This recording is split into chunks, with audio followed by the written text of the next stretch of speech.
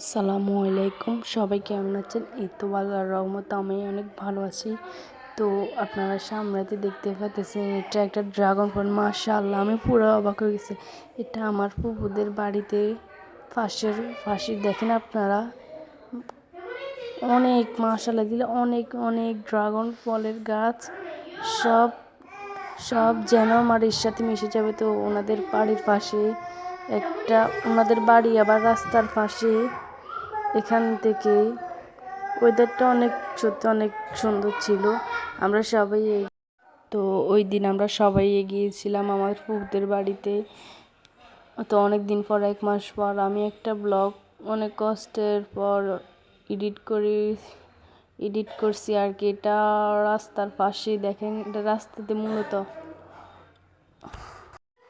তো আমি ঠিক মতন ভয়েস দিতে পারতেছি না, কারণ আমাদের এখানে এখন অনেক মেহমান আছে, ওদের চেঁচামেচিতে আপনারা শুনতে পাবেন।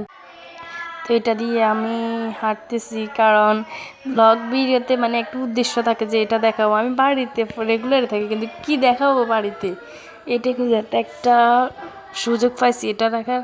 তো এটা একটা ফুল, আপনাদেরকে গাছ দেখাবো আমি পরের ভিডিওতে। আমি এলোমেলো করে ফেলছি ভিডিও দেখে। এটার গাছ, এটা আপনাদেরকে দেখাচ্ছি না, একটা ফুলের এই গাছটা হচ্ছে যাই এটার ফুলের গাছটা হচ্ছে এটা।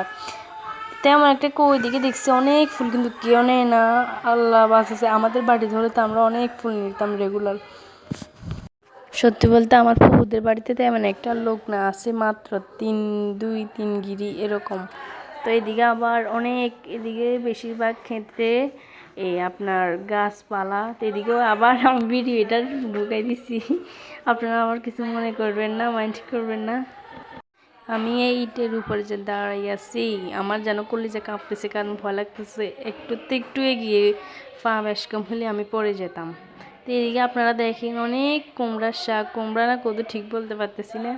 মাশাআল্লাহ, অনেক সুন্দর একটা শাক, রাস্তার পাশেই এটা আপনার। তো আমার ফুফুদের বাড়ির